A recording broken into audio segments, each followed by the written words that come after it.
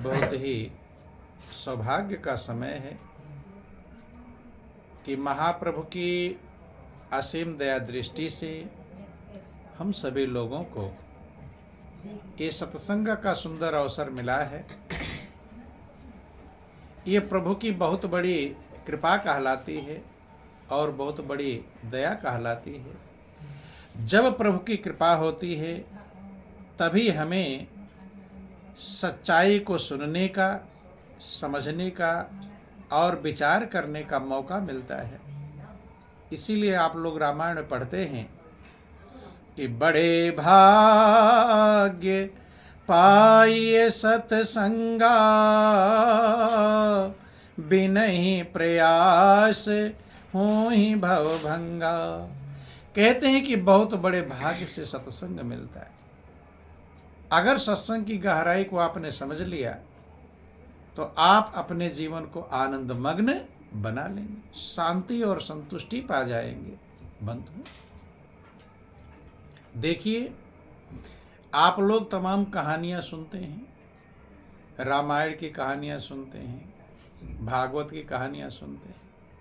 अगर आपसे पूछें कि भगवान राम कितने भाई थे तो मालूम है कि नहीं है? सभी को मालूम है। या भगवान राम के पिता का क्या नाम था, जानते हैं कहानियां। कृष्ण कितने भाई थे, भगवान कृष्ण, वो भी मालूम है आपको। अगर आपसे पूछे कि रावण सीता को चुरा कर कहाँ ले गया तो मालूम है कि नहीं, कहाँ ले गया था? लंका ले गया था, मालूम है। ना जाने कितनी कहानियां पूरे जीवन भर हमने सुना है, कहते भी हैं और सुनते भी हैं, लेकिन वो कहानियां पूरी हो गई हैं। हो गई कि नहीं? और रावण सीता को लंका ही ले गया था, बदल नहीं सकते उसे कि इंग्लैंड ले गया था। वो कहानी क्या हो गई? पूरी हो गई, पूरी हो चुकी है। लेकिन एक कहानी है जिस कहानी की तरफ मनुष्य का ध्यान जाता नहीं, वो है आपकी कहानी। किसकी कहानी? आपकी कहानी। वो कहानी अभी पूरी नहीं हुई है, वो कहानी अभी चल रही है, जारी है। और जो कहानी जारी है उस कहानी में आप बदलाव कर सकते हैं, मोड़ सकते। जो कहानियां पूरी हो गई, रामायण की, गीता की, भागवत की, शिव पुराण, विष्णु पुराण, देवी भागवत, जितनी भी कहानियां हैं सब कहानियां पूरी हो चुकी हैं। अब उन कहानियों को आप बदल सकते नहीं, जैसा हो गया वो कहानियां बन गई। लेकिन कहानी अभी बन रही है, जारी है, चल रही है, और वो है आपकी कहानी। अपनी कहानी जिसने गौर कर लिया वही अपने जीवन को धन्य कर पाया है, बना पाया है बंधुओं। और आपकी कहानी क्या है? आज आपको अपनी कहानी पर विचार करना है कि आपकी कहानी यह है कि आप बहुत बड़े भाग्यशाली हैं। क्या हैं? बहुत बड़े भाग्यशाली हैं। आप देवताओं से भी भाग्यशाली हैं। भाग्यशाली हैं कि नहीं? क्योंकि आप रामायण में सुनते हैं कि बड़े भाग्य मानुष तन पावा, सुर दुर्लभ सब ग्रंथ निगावा। ये भगवान राम ने समझाया कि बहुत बड़े भाग्य से आपको मनुष्य का चोला मिला है। ये मनुष्य की जिंदगी देवताओं को भी दुर्लभ है। अर्थात जो मौका देवताओं को नहीं मिला वो मौका किसको मिला? मनुष्य को मिला है। आपकी कहानी चल रही है और आप सौभाग्यशाली हैं। कब तक सौभाग्यशाली रहेंगे? जब तक आपके श्वास चल रहे हैं तभी तक सौभाग्यशाली हैं बंधु। तभी तक आप देव दुर्लभ मौका पाए हुए हैं। श्वास का ही सारा खेल है। किसका खेल है? श्वास का खेल है।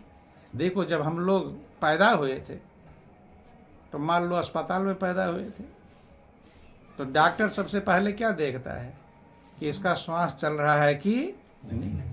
बंधु, सबसे महत्वपूर्ण क्या है? जिस कहानी की तरफ हमारा ध्यान जाता नहीं। श्वास चल रहा है, अगर श्वास वहाँ पैदा होते और श्वास ना चलता होता तो घर लाते माता पिता? फिर घर लाने की सारी कहानी वहीं खत्म हो जाती। लेकिन कहानी चल रही है, चूंकि श्वास चल रहे हैं, यही सबसे महत्वपूर्ण चीज है।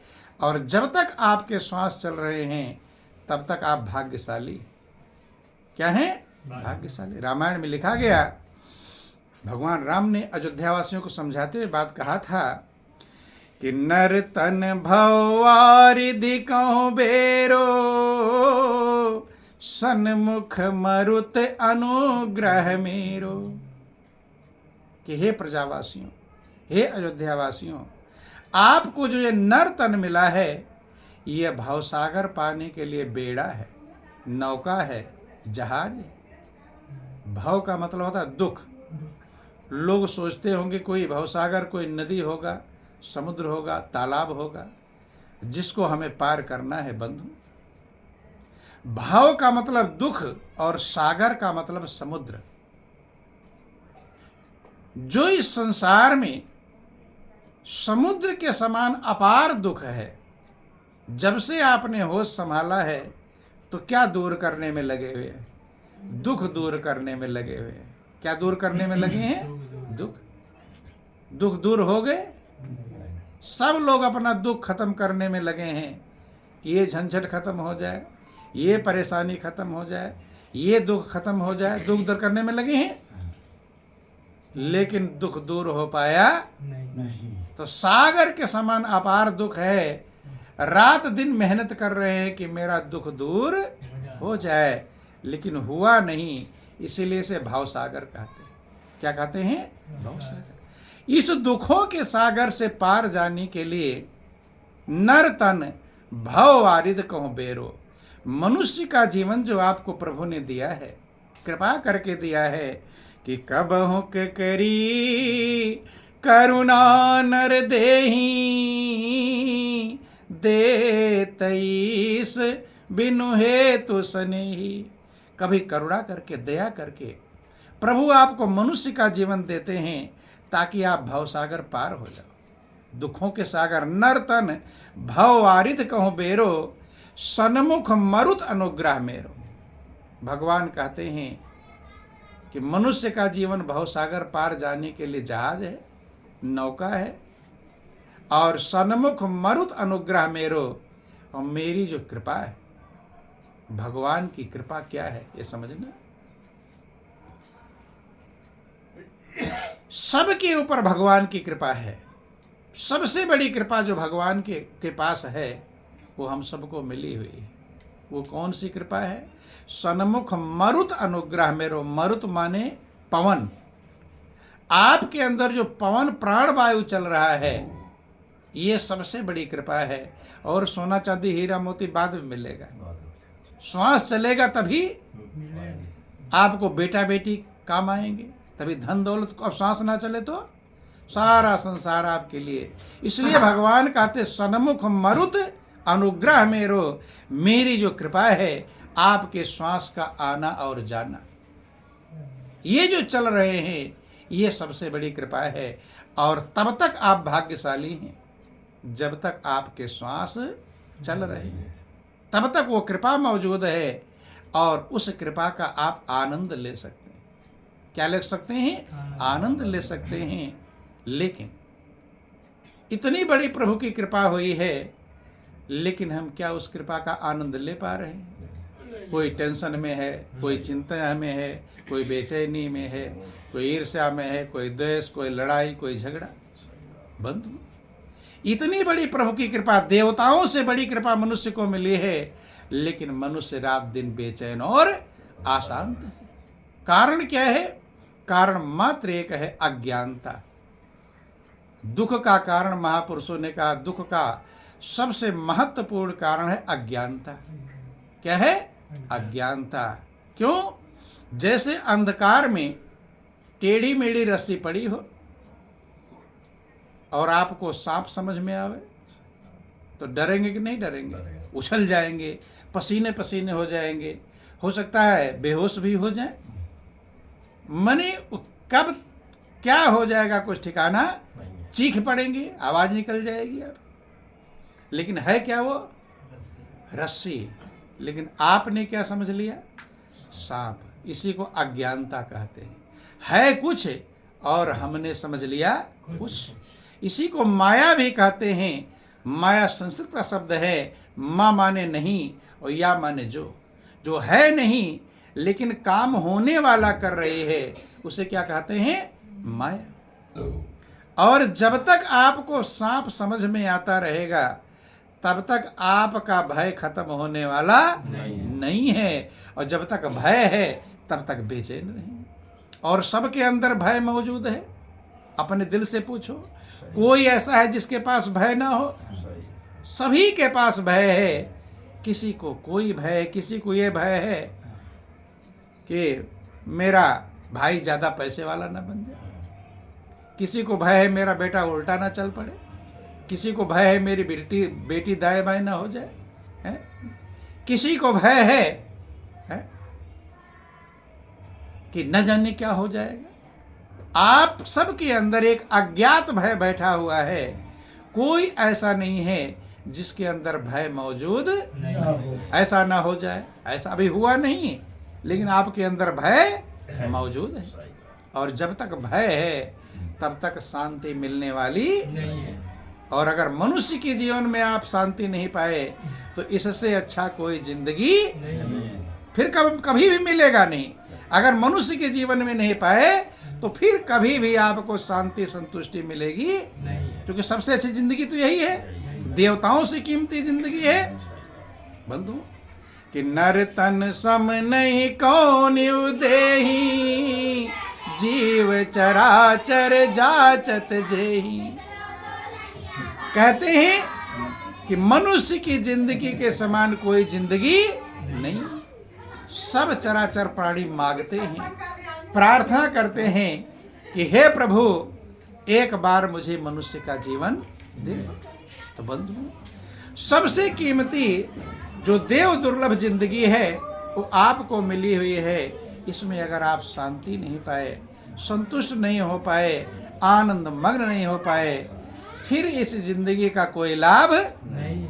और सौभाग्यशाली इसलिए हैं कि आपकी कहानी चल रही है, अभी रुकी नहीं, खत्म हो जाती फिर कहानी खत्म हो जाती, चल रही, इसलिए सौभाग्यशाली है बंधुओं। ध्यान देना, आप लोग कहानी सुनते हैं और आप ही बेचैन हैं ऐसी बात नहीं है। बड़े बड़े राजा महाराजा जो राजगद्दी पर बैठे हुए थे वो भी बेचैन थे।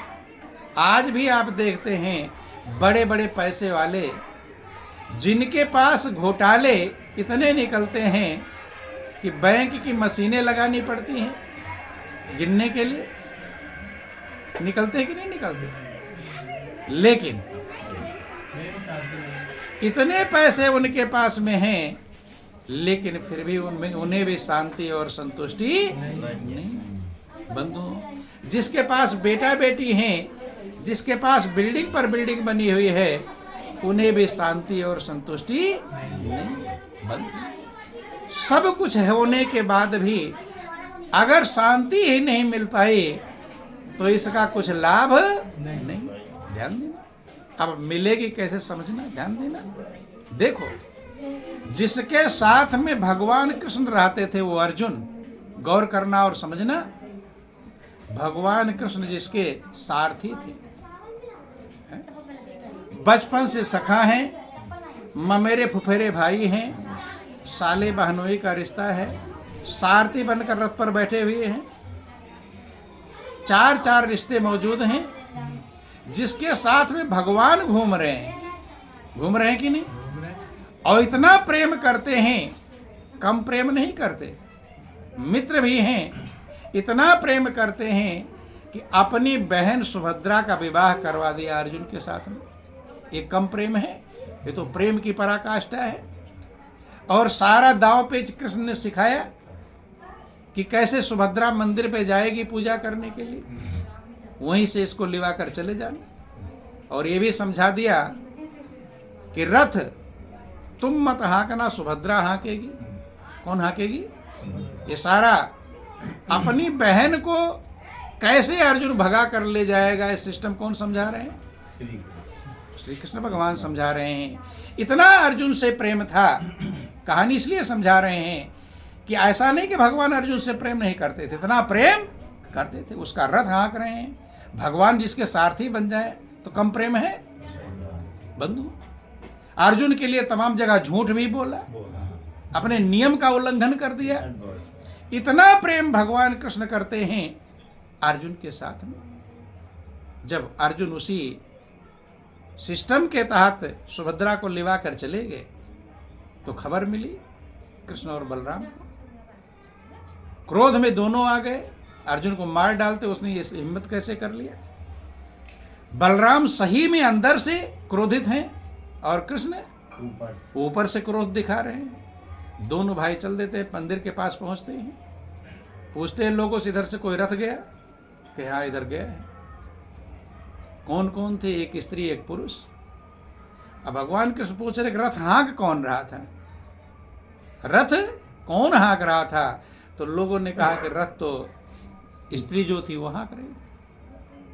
बलराम को समझाते इसका मतलब यह जबरदस्ती वाली कोई बात नहीं है। अगर अर्जुन जबरदस्ती सुभद्रा को ले गया होता खुद ही रथ हाँकता। सुभद्रा रथ हाँक रही है, इसका मतलब है कि सुभद्रा की मर्जी है, तभी तो रथ हाँक रही है। फिर भी हम उसे अर्जुन को मार डालते हैं। लेकिन अगर बहन विधवा होगी तो किसकी होगी? हमारी ही बहन विधवा होगी। अर्थात बलराम को भी शांत किया अर्जुन के लिए। किसके लिए? अर्जुन की खुशी के लिए अपनी बहन का विवाह करवा दिया। इतना प्रेम करते थे भगवान कृष्ण। लेकिन वो अर्जुन भी क्या शांति को पा गए? वो भी बेचैन थे। बेचैन थे कि नहीं थे?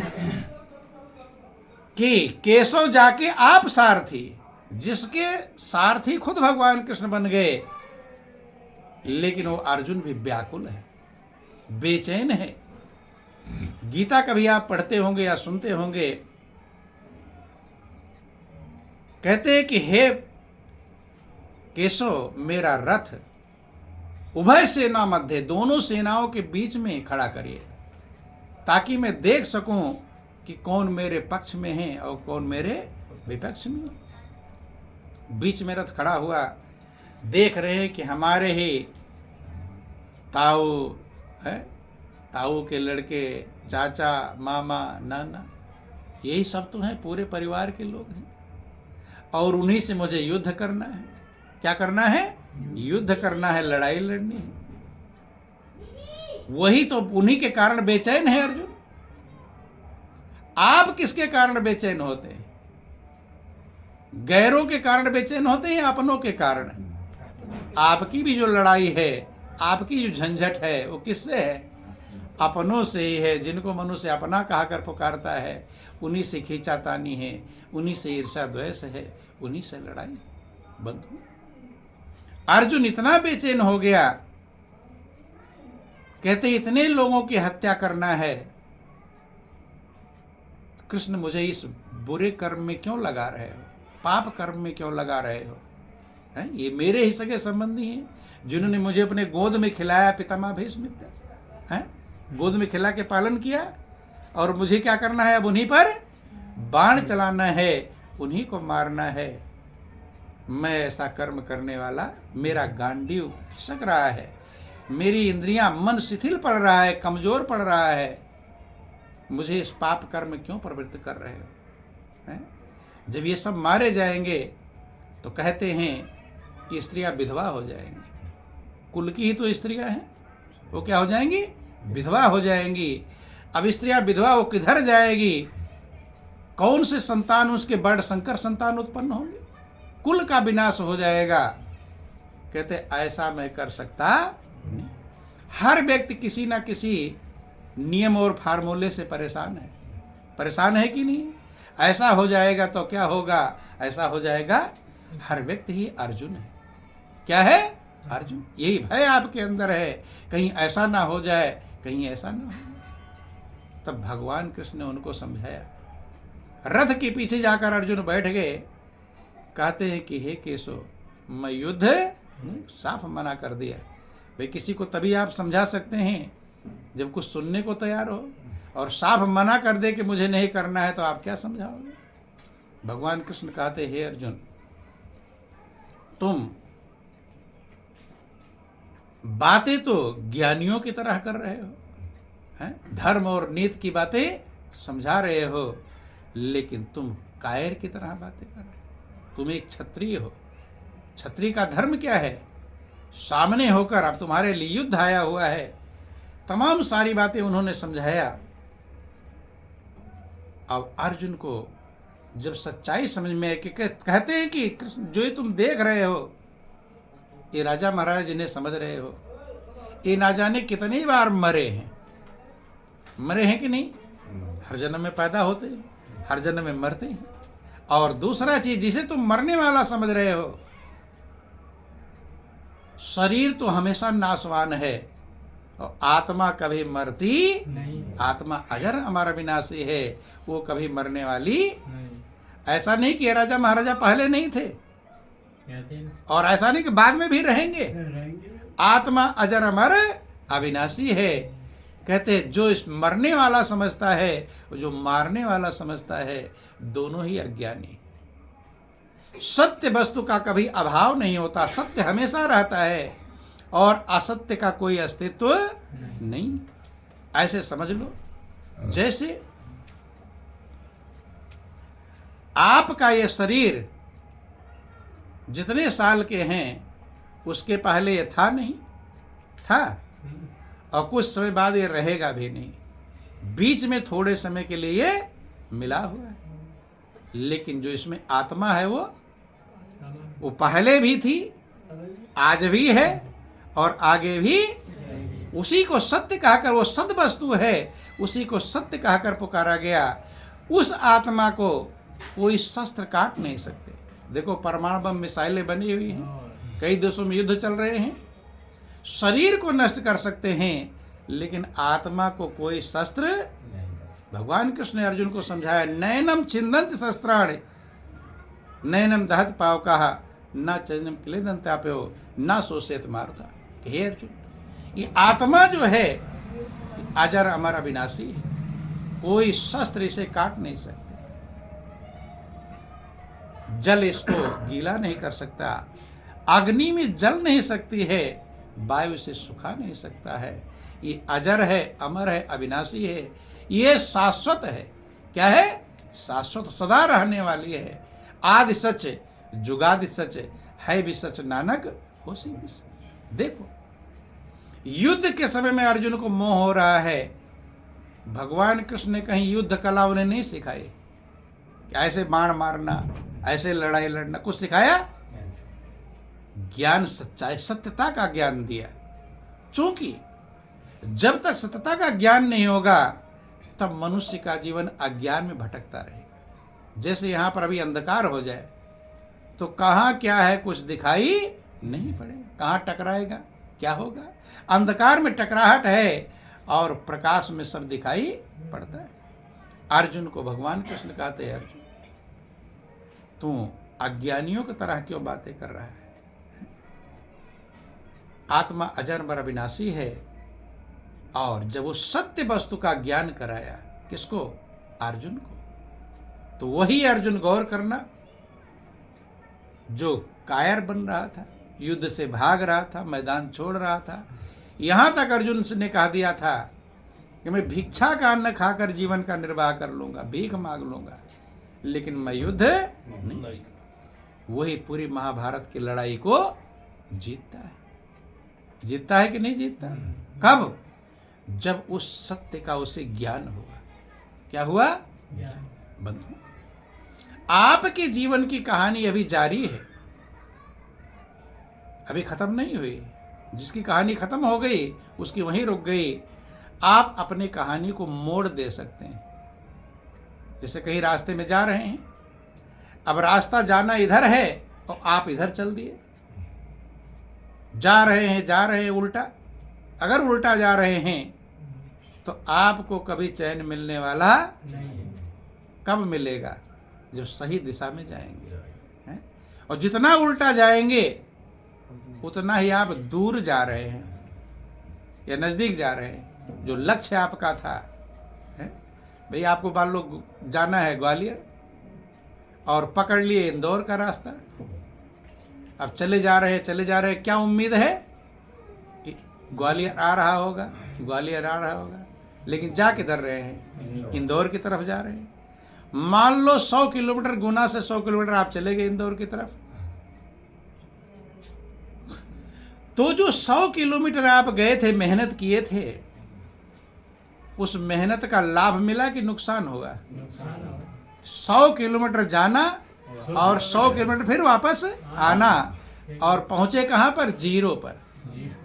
अभी ग्वालियर की तरफ कुछ गए नहीं। इसे उल्टी दिशा कहते हैं। ग्वालियर की तरफ 10 किलोमीटर गए होते तो आपको शांति देता, आनंद मंग देता कि नहीं देता? लेकिन 100 किलोमीटर मेहनत किए, वो आपको बेचैन करेगा। कब? जब समझ में आएगा कि मैं उल्टा जा रहा हूं। ऐसे जिंदगी का जो रास्ता है, इस जिंदगी के रास्ते को अगर आप उल्टी तरफ जाएंगे तो आप बेचैन ही रहेंगे। क्या रहेंगे? बेचैन। और जितने लोग बेचैन हैं, ये याद रख लेना, वो सीधी दिशा में जा रहे हैं, उल्टी दिशा में हैं। उल्टी दिशा में जाने वाले ही बेचैन होते हैं, और सीधी दिशा में जाने वाले कभी वो तो खुश होते हैं, वो इतना कम हो गया, अब थोड़ा और बचा हुआ। यही बेचैनी का प्रमाण है। अगर आप बेचैन हैं, अगर आप टेंशन में हैं, अगर आप चिंता में हैं, तो समझ लेना कि हमारी दिशा उल्टी है। क्या है? हमारी दिशा उल्टी है। आपकी कहानी है ये, ना राम की कहानी, रामायण की कहानी, न गीता, न भागवत, ये कहानियां पूरी हो चुकी हैं। आपकी कहानी अभी चल रही है। आप उस कहानी में मोड़ दे सकते हैं, अर्थात उल्टी दिशा से लौट सकते हैं और सीधी दिशा में जा सकते हैं। ये क्यों? ये तभी तक कर पाएंगे जब तक आपके श्वास चल रहे हैं, तभी तक आपकी कहानी है। श्वास रुका है, कहानी का दा एंड आ जाएगा, उसके बाद कुछ नहीं कर पाएंगे। इसीलिए कहा गया कि तेरा एक एक श्वास हीरा मोती, ये लुटाने के काबिल नहीं। बंधुओं, जिन लोगों ने अपनी कहानी समझा, दुनिया की तमाम कहानियां सुन लिया, अपनी कहानी पर जिसने ध्यान दिया, उसका जीवन धन्य हो गया। रत्नाकर डाकू, जब खूंखार डाकू था, लूट मार करता, गला काटता था, उसकी कहानी जारी थी। संत मिल गए उसे। कौन मिल गए? संत ने उसकी कहानी में मोड़ दे दिया। संत यही काम करते हैं कि ग्वालियर जाना है तो उधर नहीं, मोड़ो गाड़ी। किधर? ग्वालियर की तरफ जाओ, इंदौर की दिशा है वो। दिशा ही बदलना। चल तो सभी रहे हैं, दुनिया में ऐसा कोई नहीं है जो चल ना रहा हो। कोई बैठा है? सब चल रहे हैं, क्योंकि सबके श्वास खत्म हो रहे हैं, सबका दिन रात खत्म हो रहा है, सबकी यात्रा चल रही है, सब चल रहे हैं। बस दिशा की बात है, कौन कौन सी दिशा में जा रहा है। रत्नाकर की दिशा थी लूट मार करने की दिशा, पाप कर्म करने की दिशा, गला काटने की दिशा, अपराध करने की दिशा जा रहा था। उसकी भी यात्रा हो रही जीवन की। जब संत मिल गए, संत ने पूछा कि लूट मार, गला, पाप, अपराध किसके लिए कर रहे हो? कहता इतना भी नहीं समझता, लगता साधु है इसलिए नहीं जानता होगा, समझा दो इसे। भाई न जाना होगा क्यों ये लूट मार कर रहा हो? समझाने लगा कि मेरे घर में पत्नी है, बच्चे हैं, परिवार है, मैं लूट मार कर ले जाता हूं, उनका पालन पोषण करता हूं। और जितने मनुष्य अच्छे बुरे कर्म करता है, किसके लिए? गैरों के लिए करता है कि अपनों के लिए? याद रख लेना, अगर बुरे कर्म करते हैं तो आप अपनों के चक्कर में ही पाप कर्म करते हैं, झूठ बोलते हैं, बेईमानी करते हैं। किसके लिए? बंगाल में कोई रहता होगा, उसके लिए करते होंगे कि अपना जो प्रिय व्यक्ति है उसके लिए ध्यान देना। आपके अपने के चक्कर में देखो, दूसरे की जमीन बेईमानी करेंगे तो किसके लिए? मेरे बेटे की जमीन और बढ़ जाए, इसलिए क्या कर रहे हैं? बेईमानी कर रहे हैं, झूठ बोल रहे हैं। अर्थात आपका बेटा, आप अपने बेटे के मोह में बुरे कर्म तैयार कर रहे हैं। बंधु, धृतराष्ट्र की कहानी आप सुनते हैं। धृतराष्ट्र अंधे थे, आंख से अंधे थे, लेकिन मन से भी अंधे बन गए थे कि नहीं। धृतराष्ट्र के सामने ही दुर्योधन पांडवों का अपराध करता था, लेकिन धृतराष्ट्र अंधे बने बैठे थे। आंख से अंधा होना अलग है और दिल से अंधा होना अलग है। पुत्र मोह के कारण, देखो गांधारी थी, उसने अपनी आंख पर पट्टी बांध रखा था। अगर उसकी आंख खुली होती तो हो सकता है कुछ करती, पट्टी बांध लिया था। और धृतराष्ट्र अंधे होते थे, आंख के अंधे हैं लेकिन मन के भी अंधे हैं। सारे कर्म उनके सामने हो रहे हैं। दुर्योधन की जब भी गलती आती थी तो कभी धृतराष्ट्र रोकते नहीं। किसके कारण? पुत्र मोह के कारण। मेरा बेटा राजा बन जाए, ध्यान देना। और इसी गलती के कारण वो हुआ जो किसी के साथ नहीं हुआ। सारे कुल खानदान का विनाश हो गया। विनाश हुआ कि नहीं हुआ? किसके कारण है? जब पाप कर्म तैयार करते हैं तो विनाश ही विनाश होगा। बंधुओं, यही कारण है जब उसने, रत्नाकर ने कहा कि मैं अपने परिवार की लूट मार करता हूं, पाप कर्म करता हूं, संत ने कहा कि अगर वो पाप कर्म करते हो उनके लिए तो तुम्हारे पाप में हिस्सा बटाएंगे, हिस्सेदार बनेंगे। सभी लोगों को अपने दिल से पूछना चाहिए, मैं जिसके लिए झूठ बोल रहा हूँ, बेईमानी कर रहा हूँ, पाप कर्म कर रहा हूँ, अच्छे बुरे कर्म कर रहा हूँ, क्या वो मेरे पाप में हिस्सेदार बनेंगे? उसने कहा मुझे पता नहीं, मैंने कभी पूछा नहीं कि हिस्सेदार बनेंगे कि नहीं बनेंगे। संत ने कहा अगर पता नहीं है तो पता करने में कोई दिक्कत नहीं। कुछ दूरी पर घर होगा, जाओ घर पर पता करके आओ। रत्नाकर लुटेरा था, उसने विचार किया कि मैं जाऊंगा घर और इधर यही लूटने को मिला है, सवेरे से इतना टाइम हो गया कोई मिला नहीं, और ये मुझे टरका रहा है, मैं चला जाऊंगा इधर चलता बन जाएगा।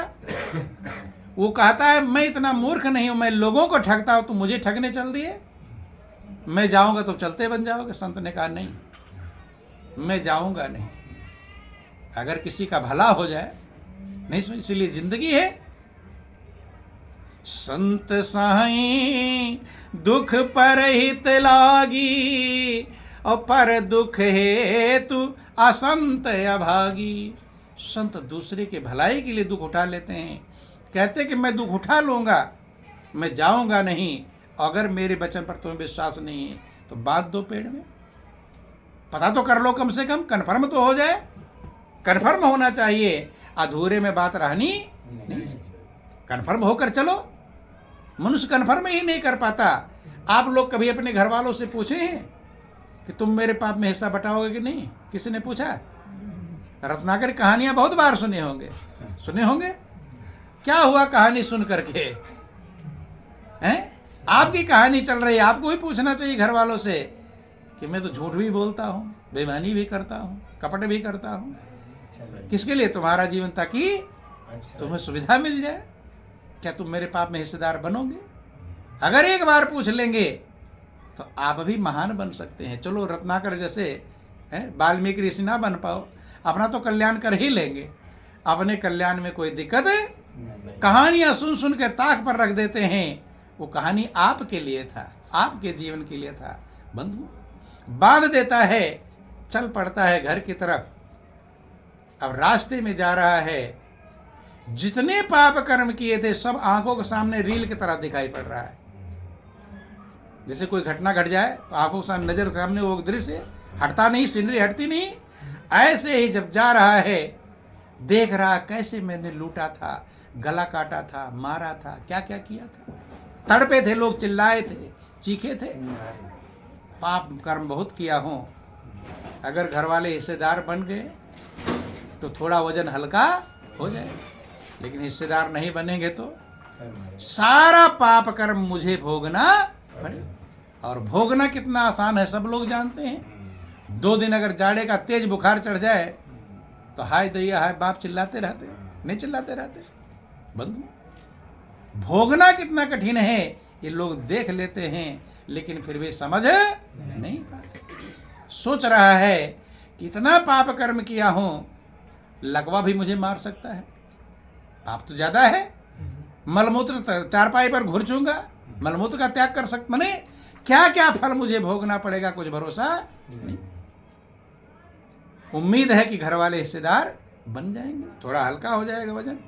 जाता है घर पर, पूछता है अपनी पत्नी को पास बैठा करके कि मैं लोगों को लूट करके, मार करके, सता करके, तड़पा करके लाता हूं, तुम्हारा पालन पोषण करता हूं ताकि तुम सुखी रहो, तुम्हारी खुशी के लिए इतने बुरे कर्म करता हूं, उस मेरे पाप में हिस्सेदार बनोगी? पत्नी ने कहा, आप मेरे पति हैं, विवाह करके लाए हैं, कमा कर लाने की ड्यूटी तुम्हारी है, घर के काम करने की ड्यूटी मेरी है, अब मैं पाप में हिस्सेदार क्यों बनूं? इतना कष्ट हुआ उसके हृदय में, आंखों से आंसू की धारा बह गई कि जिसके ऊपर भरोसा होता है, जब उससे ठोकर लगती है तो मनुष्य को उससे बढ़कर दुख कभी भी होता नहीं। कि मुझे अपनों ने ही लूटा, गैरों में कहाँ इतना दम था, और मेरी किश्ती वहीं डूबी जहां पानी कम था। मनुष्य जब भी दुखी होता है अपनों के द्वारा होता है। किसके द्वारा? लेकिन अपनों से ठोकर खाकर भी प्रभु की तरफ जा पाता नहीं, वहीं रहता है। 100 जूता खाए तमाशा घुस कर, 100 ठोकर खाता रहता है, लेकिन सत्य का ज्ञान नहीं प्राप्त कर पाता, सच्चाई की तरफ जा पाता नहीं।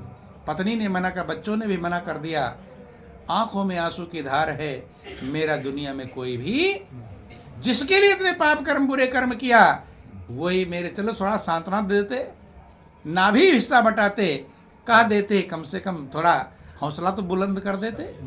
लेकिन ऐसा जाकर संत के चरणों में गिर पड़ा कि महाराज, आज आपने मेरी सच्चाई की आंखें खोल दिया। आज तक मैं अंधा था, अज्ञानता के अंधकार में डूब रहा था, आज आपने मेरे आंखों से पर्दा हटा दिया, मुझे सच्चाई दिखाई पड़ गई, और आप ही को मैं पेड़ में बांधा हूं। जो सच्चाई दिखा रहे हैं, जिन्होंने आंख का पर्दा हटाया, उन्हीं को मैं क्या कर रहा हूं, अभी पाप से बच नहीं रहा हूं, अभी मेरा पाप रुक नहीं रहा। मेरे समान पापी कोई नहीं है, मेरा कल्याण कभी नहीं हो सकता। संत कहते हैं कि रत्नाकर, दिन भर का भूला हुआ अगर शाम को घर आ जाए तो भूला हुआ कहते नहीं, अब भी संभालो, अभी मौका है, संभालने का मौका। सोचा कि मेरा पूरा जीवन बर्बाद हो गया, लेकिन कहते अभी तुम्हारी कहानी रुकी नहीं है, ध्यान देना, आपकी अपनी कहानी अभी चालू है, चल रही है। कहते तुम्हारी कहानी अभी मुड़ सकती है, अभी ग्वालियर फिर लौट कर जा सकते हो, नहीं है, अभी खत्म नहीं हुआ, यात्रा चल रही है, अर्थात मोड़ सकते हो। जिसने मोड़ लिया अपने जीवन को, वो धन्य हो गया, कृतार्थ हो गया। लेकिन जो संत महापुरुष बार बार कहते रहते फिर भी उधर ही जा रहा है, उससे बढ़कर अज्ञानी दुनिया में कोई भी। और आप कहानियां सुनते हैं कि जब उसने संभाल लिया तो वही रत्नाकर डाकू लुटेरा वाल्मीकि ऋषि बन जाते हैं। मुड़ गया, एक पल भी अगर नाम ले तू बसर, तेरी गाड़ी का कांटा बदल जाएगा, सोचता ही रहा गर तो सारी उम्र, वक्त हाथों से यूं ही निकल जाएगा। जहां ट्रेन कटती है, 2 लाइनें जंक्शन होता है, तो बहुत बारीक से कटता है, और आगे सैकड़ों किलोमीटर दूरी हो जाती है। ऐसे आपका जीवन चेंज होगा बहुत बारीक से, लेकिन कहां से कहां आप पहुंच जाएंगे कुछ भरोसा नहीं। बंधु, वो ऐसे बड़े वाल्मीकि ऋषि हुए कि खुद भगवान राम की अर्धांगिनी माँ सीता के गुरु कहलाए कि नहीं कहलाए? कब? जब कहानी में अपने मोड़ दे दिया, सत्यता की तरफ मुड़ गए, और लवकुश को ऐसा शिक्षा दिया कि जो भगवान राम की पूरी सेना लंका पर विजय प्राप्त करके आई थी, वही 2 बालकों से हार जाती है। तो बंधुओं, आपकी कहानी यह है कि आप अभी सौभाग्यशाली हैं, आपको देव दुर्लभ मौका मिला है, आपके श्वास चल रहे हैं, आप जीवित हैं, आप अपने जीवन को आनंदमय बना सकते हैं, मोड़ सकते हैं। लेकिन कब मोड़ पाएंगे? जब सांप और रस्सी की पहचान हो जाए। जब तक रस्सी को सांप समझते रहेंगे, आपका भय खत्म होने वाला नहीं। और रस्सी, सांप और रस्सी में पहचान कब होगी? जब अंधकार खत्म होगा, कब खत्म होगा? अंधेरा। कोई ऐसा मिल जाए जो टार्च की रोशनी लाकर दिखा दे, जिस सांप को देखकर तुम उछल रहे हो, डर रहे हो, भयभीत है। यही तो भगवान कृष्ण ने अर्जुन के लिए किया कि जिस चीज से इतना भयभीत हो रहा है वो सांप नहीं है, वो क्या है? रस्सी। भगवान कृष्ण ने इसलिए ज्ञान का प्रकाश दिया अर्जुन को। क्या दिया? ज्ञान दिया, तत्व ज्ञान दिया कि अर्जुन तुझे तत्व ज्ञान की आवश्यकता है। बंधु, सभी अर्जुन हैं, सभी दुविधा में हैं, क्या करूं क्या ना करूं, इधर जाऊं या इधर जाऊं, जैसे दुविधा में अर्जुन था। बंधु, आपके लिए ज्ञान का प्रकाश चाहिए जो सांप और रस्सी में अंतर स्पष्ट कर सके। बंधु, क्योंकि जिस चीज को आप सत्य समझ रहे हैं वो झूठ है, और जिसको नहीं समझ पा रहे हैं वो सत्य है। भगवान शंकर ने पार्वती को समझाते हुए कहा था, पार्वती, ये जो दुनिया आंखों से दिखाई पड़ रही है, सत्य लग तो रही है लेकिन सत्य नहीं है। क्योंकि सत्य का मतलब जो पहले था, आज है और आगे भी रहेगा। जितना संसार आपको दिखाई पड़ रहा है ये पहले था नहीं और बाद में रहेगा भी नहीं। एक दिन ऐसा अगर सारी सृष्टि लय हो जाती है कि धरती अंबर जाएंगे, बिरसेंगे कैलाश कि उमा कहूँ मैं अनुभव अपना, सत हरि भजन जगत सब सपना। बंधु, सत्य प्रभु है और वो आपके पास है, कहीं दूर नहीं। जब उसकी तरफ आप जाओगे तभी दिशा बदलेगी। अभी असत्य की तरफ जा रहे हैं, अभी अज्ञानता की तरफ जा रहे हैं, अब सपने की तरफ दौड़ रहे हैं, और सपने की तरफ जितना दौड़ेंगे सपना कभी सुखी कर पाएगा नहीं। भाई सपने में देख रहे ढेर सारा रुपया मिल गया, जेब भी भर गया, बैग भी भर गया, घर भी भर गया, स्वप्न का रुपया क्या सुखी कर पाएगा आपको? नहीं कर पाएगा। ऐसे संसार स्वप्न के समान है, आज दिखाई पड़ रहा है, कल रहेगा नहीं, लेकिन आप रहेंगे। ये सारा संसार नष्ट हो जाएगा लेकिन आप अविनाशी। क्या है? अविनाशी। आप सुख की राशि हैं। किसकी राशि हैं? आप लोग रामायण पढ़ते हैं कि ईश्वर अंश जीव अविनाशी, चेतन अमल सहज सुख राशि। तो आप किसकी राशि हैं? सुख की राशि हैं। जो खुद सुख की राशि है वो सुख ढूंढ रहा है। क्या ढूंढ रहा है? किसमें सुख ढूंढ रहा है? दुख में।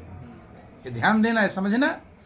जब महारामायण कह रहा है आपका कि आप सुख की राशि है, आप क्या है? सुख की। और आप सुख कहाँ ढूंढ रहे हैं? जहां दुख है। क्या है? दुख है। सारा संसार, कहीं भी चले जाओगे यहां दुख ही दुख मिले। जाते हो तीर्थ यात्रा में, वहां दुख मिलता है कि सुख? ट्रेन में झंझट, यहाँ झंझट, वहां झंझट मिलता है, बेचैनी मिलती है, अशांति मिलती है। बंधु, संतों ने समझाया, नानक दुखिया सब संसार, सुखिया सोई जो नाम आधार। सुखी वही है जो अपने आत्म सुख को प्राप्त कर लिया। कौन से सुख को? आत्म सुख। आत्म सुख बिन मन होए कि थीरा। जब तक आत्मा का सुख आपको नहीं मिलेगा, दुनिया के सुख तो मिल गए। दुनिया के सुख मिले कि नहीं मिले? देखो, जब आप पैदा हुए थे तो माँ का सुख मिला, पिता का सुख मिला, भाई का सुख मिला, बहन का सुख मिला, घर मकान का सुख मिला, बेटा बेटी का सुख मिला, पत्नी पुत्र का मिला, धन दौलत का सुख मिल गया। लेकिन आपको मिला सुख? आपकी आत्मा कहती सुखी हो गए? आत्मा कहती अभी सुखी। कौन सा सुख चाहिए? ये सुख ऐसे मिले कि एक पल सुख, अगले पल दुख। नहीं सुन। अब आत्मा को कौन सा सुख चाहिए? शाश्वत सुख।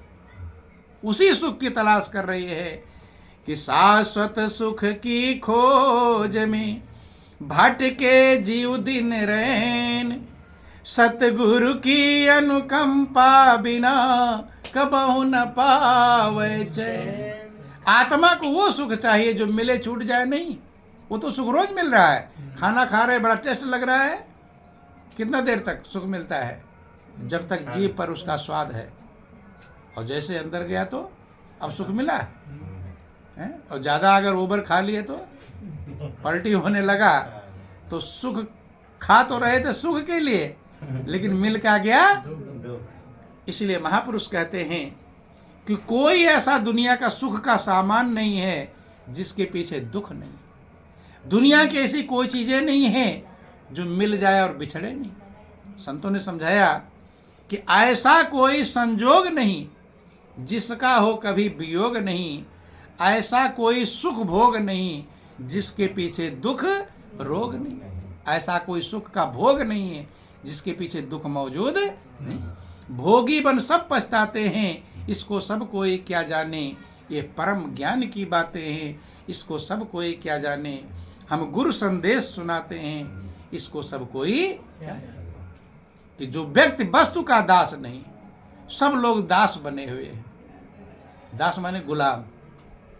आप किसके गुलाम हैं? दो चीजों के गुलाम। ध्यान देना, बुरा मत मानना। या किसी व्यक्ति के आप दास होंगे या किसी वस्तु के दास होंगे। दास हैं कि नहीं, उसी की गुलामी कर रहे हैं। कुछ लोग व्यक्ति के दास बन जाते हैं, कुछ लोग पत्नी के दास हैं, कुछ लोग बेटा के दास हैं, कोई बेटी के दास है, कोई भाई के दास है। गुलाम बने हुए हैं। और कोई वस्तु का दास है कि ये सामान मिल जाए, ये मिल जाए। दास तो बने हैं, दौड़ रहे हैं रात दिन। लेकिन इससे आपको शांति मिलेगी नहीं। कि जो व्यक्ति वस्तु का दास नहीं, जड़ता का जिसमें वास नहीं, जिसमें जड़ता नहीं, अज्ञानता नहीं, दुख आते उसके पास नहीं। आप खुद आनंद के भंडार हैं, शांति के स्रोत हैं, सुख की राशि हैं। आपको आत्म सुख चाहिए। क्या सुख चाहिए? आत्मा का सुख चाहिए, जो परमानेंट है। क्योंकि परमानेंट सुख चाहिए तो परमानेंट में ही सुख मिलेगा। आत्मा सदा रहने वाली दुनिया की चीजों में सुख कैसे मिल जाएगा? आज है कल छूट जाएगा। कभी कभी बेटा पैदा तो बड़ा खुश होते हैं कि नहीं, ढोल नगाड़े बजाते हैं। और बेटा मर जाए तो सुख है दुख दोनों मौजूद है। इसलिए एक चीज शाश्वत है। इसलिए भगवान कृष्ण ने अर्जुन को युद्ध के मैदान में सोच रहे मैं इससे सुख मिलेगा, राज्य से सुख में नहीं, आत्मा का ज्ञान दिया। किसका ज्ञान दिया? कि तद विद्धि प्रणिपातेन पर प्रश्न सेवया उपदेक्षेते ज्ञानम ज्ञाता। अर्जुन तो आत्मा का ज्ञान प्राप्त कर, तत्व का ज्ञान प्राप्त कर, किसी तत्वदर्शी महापुरुष शरण में जा। गीता अध्याय 4 श्लोक 34 में समझाते हैं। इसका ज्ञान आत्मा, युद्ध का ज्ञान नहीं। युद्ध जीत भी जाएगा, राज्य भी पा जाएगा, तो भी शांति मिलने वाली नहीं। शांति है तेरे अंदर मौजूद है, वहां मिलेगी। अर्जुन ने विचार किया युद्ध का मैदान है, कहाँ जाऊं तो संत खोजने के लिए। सब साधु का कपड़े पहनकर भिखारी भीख मैं कैसे पहचानूं तत्वदर्शी कौन है? अर्जुन ने कृष्ण की बात को पकड़ लिया। क्योंकि कृष्ण कह रहे अर्जुन, तुमने मुझे मेरे स्वरूप को आज तक कभी देखा नहीं। जो तू ये देख रहा है ये मैं हूं नहीं। ये 5 तत्व और 3 गुणों का अष्टापद का शरीर है। तूने मुझे आज तक देखा नहीं, और जब तक तू मुझे जानेगा नहीं, तेरा ये मोह दूर होने वाला नहीं। बंधु, अब भगवान कृष्ण कहता है अर्जुन तू मुझे इन आंखों से नहीं देख सकता। तो क्या अर्जुन नहीं देख रहे थे? क्योंकि अर्जुन कृष्ण के शरीर को देख रहे थे। 5 तत्व 3 गुण का शरीर है, बाहरी आवरण को देख रहे थे। लेकिन सही में जो कृष्ण हैं, जो परम तत्व हैं, जो शाश्वत रहने वाला है, वो अविनाशी सत्य सबके अंदर मौजूद है, उसको अर्जुन देख। इसलिए कहते हैं अर्जुन कहते हैं कि जब आप ही कह रहे हो कि ये मेरा असली स्वरूप नहीं, तो इसका मतलब असली का आपको पता है। ध्यान देना, कोई भी तभी कहेगा कि ये सामान नकली है। कब कहेगा? जब असली का उसे ज्ञान है। जब भगवान कृष्ण कह रहे ये मेरा वास्तविक स्वरूप नहीं है, ये तो 5 तत्व और 3 गुणों का अष्टक का शरीर है, 5 तत्वों से बना हुआ है, ये नाशवान है, ये अविनाशी स्वरूप नहीं है। इसका मतलब अविनाशी को जानते, तभी तो कह रहे हैं कि नकली। सीधे चरणों में गिर पड़े कि हे प्रभु मुझे भटकाओ मत। जब आप कह रहे हो ये आपका वास्तविक स्वरूप नहीं है, वास्तविक स्वरूप कुछ और है, तो आप ही अपने वास्तविक स्वरूप का मुझे साक्षात्कार कराए। तब कृष्ण मुस्कुराते हैं, चूँकि महापुरुष जो समझाते हैं, अगर वो बातें आप समझते हैं तभी तो खुशी मिलती है। प्रसन्न हुए, कहते अर्जुन बहुत तो होशियार है, लेकिन ना तो माम सक्से दृष्टो अने सुक्षा, हे अर्जुन इन चर्म चक्षुओं से तो मुझे देख नहीं सकते। अर्थात गीता ये कह रही है कि भगवान को इन आंखों से देखा जा सकता दिव्य नेत्र से, इसलिए दिव्य नेत्र तुझे देता हूं, उससे मेरे वास्तव को देख। तो जो दिव्य नेत्र अर्जुन के पास है वो सबके पास मौजूद है बंधु। उसे तीसरा नेत्र कहते हैं, शिव नेत्र, त्रिकुटी, भ्रिकुटी, थर्ड आई, चश्म, उपनयन, तमाम नामों शास्त्रों में चर्चा है। इन दोनों नेत्रों के अलावा भी आपके पास आंख है, जिससे आत्मस्वरूप का ज्ञान होता है। देखो ध्यान देना, दो आंखों का ज्ञान पशु को भी है, मनुष्य को भी है, लेकिन तीसरे नेत्र का ज्ञान मनुष्य को हो सकता है जब आप स्वप्न देखते हैं। स्वप्न सभी देखे हैं, लेकिन कभी आपके मन में विचार आया कि स्वप्न देखकर सवेरे सारी कहानी बताते हैं? कभी विचार आया कौन सी आंख से देख रहे थे? हैं? क्योंकि आंखें तो सोई थी। इसका मतलब इन आंखों के अलावा भी आप चिल्ला पड़ते हैं, डर भी जाते हैं, खुश भी हो जाते हैं, स्वप्न देखते हैं। आपके अंदर इन आंखों के अलावा भी आंख है, इसलिए उपनयन कहते हैं, अन्य नेत्र कहते हैं, तीसरा नेत्र कहते हैं बंधु। और उसके द्वारा आत्मस्वरूप का साक्षात्कार होगा कब? जब तत्वदर्शी महापुरुष मिलेंगे, तत्वदर्शी संत मिलेंगे, और उसमें सुख है, बाहर के पदार्थों में नहीं, आपके अंदर ही सुख है, शांति है। लेकिन जब वहां उस रस को आप प्राप्त करेंगे, और जिसको आनंद मिला है, शांति मिली है, अपने अंदर मिली है, बाहर मिलने वाली, जैसे आपको बुखार चढ़ा हुआ हो तो भोजन अच्छा लगेगा? कितना अच्छा अच्छा व्यंजन बदल कर लाओ, मीठा लगने वाला। तो भोजन बदलना चाहिए या बुखार को सही करना चाहिए? क्या करना चाहिए? बुखार सही हो जाए, नमक रोटी मीठी लगेगी। ठीक यही हाल है, आपके अंदर अज्ञानता का बुखार चढ़ा हुआ है और आप सामान पर सामान बदलने में लगे हुए हैं। अब बेटा की शादी हो जाएगी तब खुश हो जाऊंगा, अब बेटी की शादी हो जाएगी तब खुश हो जाऊंगा, अब बिल्डिंग बन जाएगी तब खुश हो जाऊंगा, अब मुकदमा जीत जाऊंगा तब खुश हो जाऊंगा।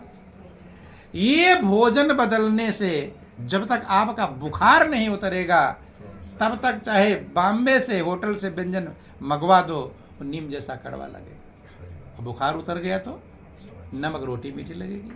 ऐसे जो आपके अंदर अज्ञानता का बुखार उतर चढ़ा हुआ है, वो ज्ञान के प्रकाश से उतरेगा। आत्म सुख, इसलिए महापुरुष कहते हैं आत्म सुख बिन मन होए कि थीरा बंधु। तो इसलिए रामायण वर्णन आया कि आत्म अनुभव सुख स्वप्रकाशा, तब भव मूल भेद भ्रम नासा। जब आत्मा का अनुभव होगा, जो आनंद का भंडार है, शांति का स्रोत है, वही सुख है। उसी सुख को पाने के लिए सारे संसार के लोग, चाहे करोड़पति हो, अरबपति हो, आत्मा का सुख जब तक नहीं मिलेगा, शांति कभी मिलने वाली नहीं। रामायण में लिखा गया, चूंकि रामायण पढ़ते चले जाते हैं, कभी उस पर विचार नहीं। आत्म अनुभव सुख स्वप्रकाशा, जो आत्मा का अनुभव है वो सुख है, वो स्वप्रकाश है। तब आप अपने को अविनाशी समझेंगे। अभी मरने वाला समझते हैं, जन्मने वाला समझते हैं। आत्म अनुभव सुख स्वप्रकाश, स्वयं प्रकाश जिसमें है, जिसको देखने के लिए दूसरे प्रकाश की जरूरत नहीं है। तब भव मूल भेद ब्रह्मनाशा, तब भव माने दुख का जो मूल है, जड़ है, भेद और भ्रम, तब इसका नाश होगा। दुख का जड़ भेद और भ्रम है, भ्रम ही दुख का जड़ है। जैसे कोई घास होती है, शाम को मोथा जिसे कहते हैं, शाम को काट के आओ, सवेरे फिर निकल जाता है। क्यों? क्योंकि जड़ उसकी वहीं रह जाती है। ऐसे भाव का जो मूल है, दुख की जो जड़ है, और भेद और भ्रम, ये संशय जब तक खत्म नहीं होगा, तब तक कभी भी शांति मिलने वाली नहीं। और ये भेद भ्रम सदगुरु के बिना खत्म होता नहीं।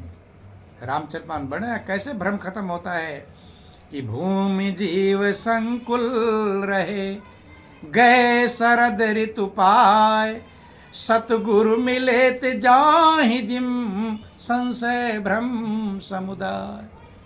बरसात के समय भूमि के कीड़े मकोड़े, केचुए, कितने मच्छर मक्खी पतंगे, बारिश में पूरे बल्ब जला दो पूरे पतंगे, सवेरे झाड़ू लगाते इतने हैं। लेकिन जब शरद ऋतु आ जाती है तो वो सब कीड़े मकोड़े पतंगे गायब हो जाते हैं।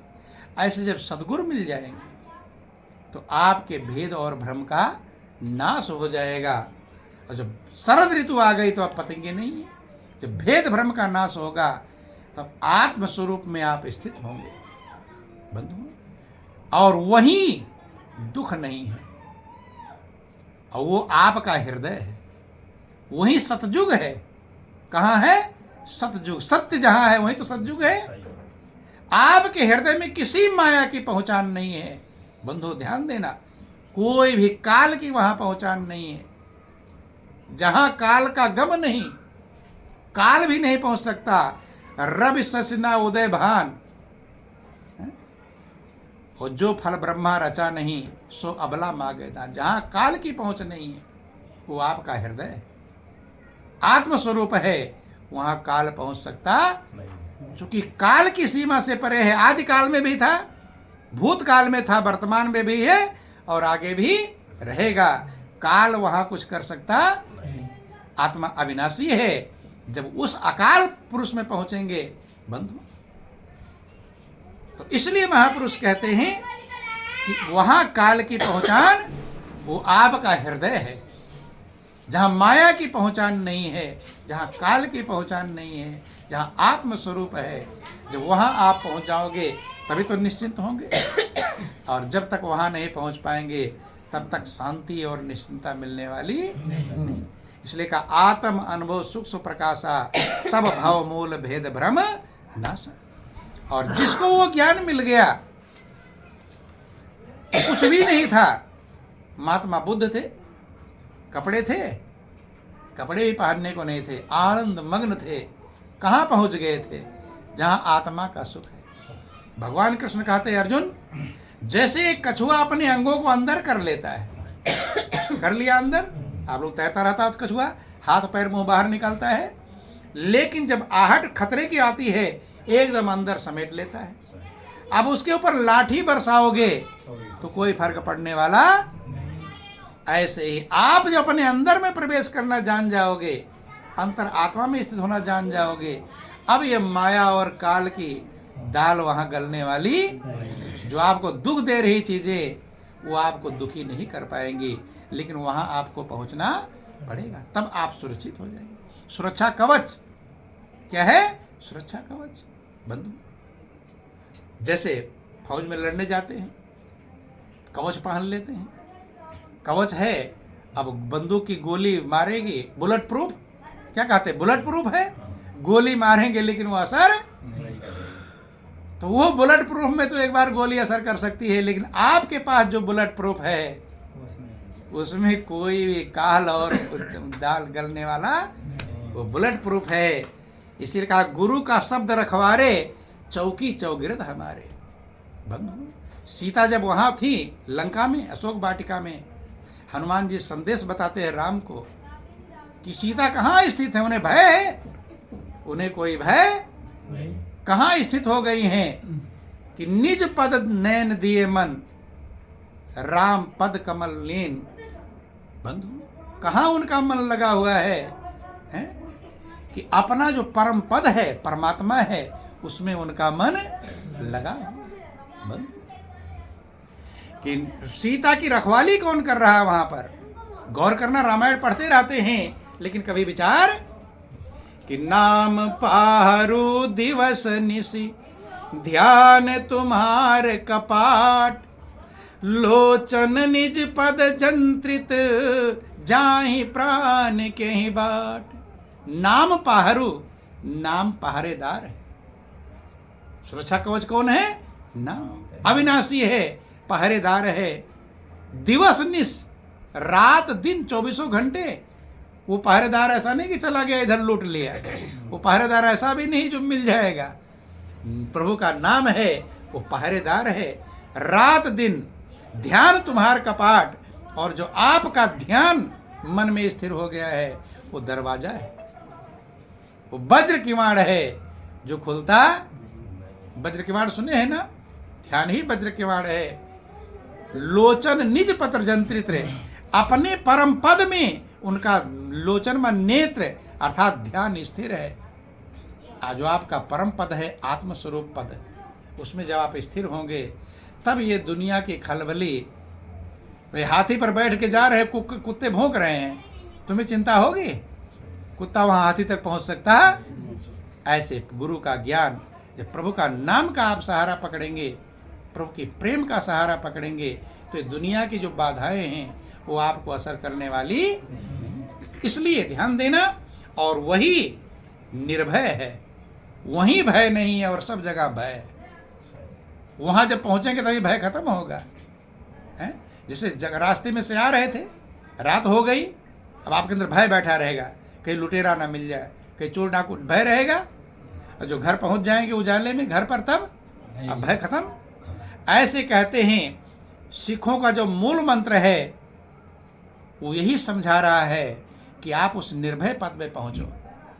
एक ओंकार सतनाम कर्ता पुरुष निर्भव निर्वैर अकाल मूर्ति अजुनी सैभम। ओंकार, कार माने जो आकार देता है, बनाने वाला। जैसे स्वर्णकार, सोने को आकार देने वाले क्या कहते हैं? स्वर्णकार। कुंभकार, घड़े को आकार देने वाले को कुंभकार, जो इसने आकार दिया है। माल्याकार, माला को आकार देने वाला मालाकार कहलाता है। ऐसे ओंकार, ओम को भी जो बनाने वाला परमात्मा है, एक ओंकार, वो परमात्मा एक है। कितना है? एक। सतनाम, उसका परमात्मा का नाम ही सत्य है। और सारा संसार, भगवान शंकर कहते हैं उमा कहो मैं अनुभव अपना, सत हरि भजन जगत सब। एक ओंकार सतनाम कर्ता पुरुष, वही करने वाला है और कोई करने वाला। अकाल मूर्ति, बंधु वो अकाल है, काल की सीमा से परे। निर्भव, वो निर्भय है। और जब आप उसके पास पहुंच जाएंगे, जैसे रास्ते में जंगल में से आ रहे थे, भय था, लेकिन अब मित्र के घर पहुंच गए, अब जंगल वाला भय रहेगा? अब भय नहीं रहेगा। ऐसे परमात्मा निर्भय है। जब उसमें आप पहुंच जाओगे तो भय निर्भय, निर्वैर, उसका किसी से कोई बैर नहीं। बैर ही तो आपको बेचैन करता है। जिससे आपका बैर रहेगा उसी की याद झंझट रहेगा। बैर बेचैन करता है या खुशी? क्या करता है? किसी से बैर है, आपका दुश्मनी है, तो झंझट पैदा कर, बेचैन करेगा। लेकिन परमात्मा पहुंच जाओगे तो निर्भय निर्वैर आजूनी सैभम, वो स्वयं है, उसको किसी ने बनाया नहीं। और उसका ज्ञान होगा सतगुरु प्रसाद, सतगुरु की कृपा से उसका ज्ञान होगा। उस निर्भय पद में आप पहुंच पाएंगे। इसीलिए मनुष्य की जिंदगी मिली है, खाना पीना कमाना सोना संतान पैदा करना, उनका पालन पोषण करना, ये मनुष्य भी करते हैं, पशु भी करते हैं। अगर आपने इतना ही काम किया तो हमारे में और पशु में कोई अंतर नहीं। आपको उस निर्भयता को प्राप्त करना है, उस सुख को प्राप्त करना है, उस आनंद को प्राप्त करना है। ये देखो है आप ही के पास, आपका स्वरूप ये है। लेकिन समर्थवान सदगुरु के बिना उसका ज्ञान होता, और उसको जान लेने से सब जान जाएंगे, फिर कुछ बाकी। कि जे जाने जग जाए हेराई, जागे जथा सपन भ्रम जाई। उसको जान ले, संसार का जो दुख है वो खो जाएगा। ये सपने में कोई आरी चला रहा हो, गले पर चाकू चला रहा हो, खून बह रहा, तड़प रहे, चिल्ला रहे, 4 लोग पकड़े हुए, वो दुख खपका खत्म होगा जब आप जग जाएंगे। जगने के बाद देख लेंगे, अरे कहीं कटा नहीं है, मैं तो स्वप्न देख रहा था। अब भय रहेगा? तो चिल्ला रहे थे, बिलख रहे तो खत्म हो जाएगा। ऐसे सदगुरु आपको जागृत कर दे। इसीलिए कहा अस्तो मां सदगमय, तमसो मां ज्योतिर्गमय, मृतो मां अमृतम गमय। हे प्रभु, मुझे असत्य से सत्य की तरफ ले चलो, अज्ञान से ज्ञान की तरफ ले चलो, अंधकार से प्रकाश की तरफ, नाशवान से अमरता की तरफ ले चलो। तो बंधुओं, आप अमरता वाले हैं, लेकिन भूल करके वही राजा का बेटा था राजा का बेटा, अब खो गया, अब भिखारी बनकर भीख मांग रहा है बेटा किसका? राजा। ठीक यही हाल है, हम लोग किसके अंश हैं? ईश्वर अंश। राजा के पास भी हो सकता सब व्यवस्थाएं ना हो, लेकिन आप किसके बेटे हैं? सबसे बड़ा राजा है उसके बेटे हैं, लेकिन बेचैन है, कंगाल बने हुए हैं। क्यों? भूल गए अपने पिता को, मैं राजा का बेटा हूं। अपने आप को भटकता क्यों फिरे दर दर, धराया नाम क्यों चंचल। भिखारी बनकर भटक रहे हैं, लेकिन संत सदगुरु आते हैं और वो समझाते हैं, तू भिखारी नहीं है, तू क्या है? तू राजा का बेटा है। तेरे पास सारा महल महलायत, जिनसे तू भीख मांग रहा है, वो तेरे नौकर चाकर है कि नहीं? जब अपनी पहचान संत ने करवा दिया, तब वही जाकर राजगद्दी पर बैठ जाता है और आनंद मग्न हो जाता है। बंधुओं, यही हाल, हम उस मालिक के संतान हैं, उसी के बेटे हैं, और वही आनंद, वो तख्त आपका है। भाई पिता का तख्त कौन लेता है? बेटा ही तो लेता है। तो आप परमात्मा के बेटे हैं, तो उसका राज्य किसका है? आपका है कि नहीं? लेकिन कंगाल बन भिखारी बनकर संत यही याद दिला देते हैं और उस सिंहासन पर ले जाकर बिठा देते हैं। बंधुओं, जहां आप हमेशा के लिए निर्भय हो जाते हैं, तो यही जीवन का सार है, यही जीवन का लक्ष्य है। विचार करें, मनन करें, दुनिया का सब काम करते हुए, बाल बच्चों का पालन पोषण करते हुए आप अपने आत्मस्वरूप को जान सकते हैं, उसमें मन को लगाकर अपने जीवन को आनंदमग्न कर सकते हैं।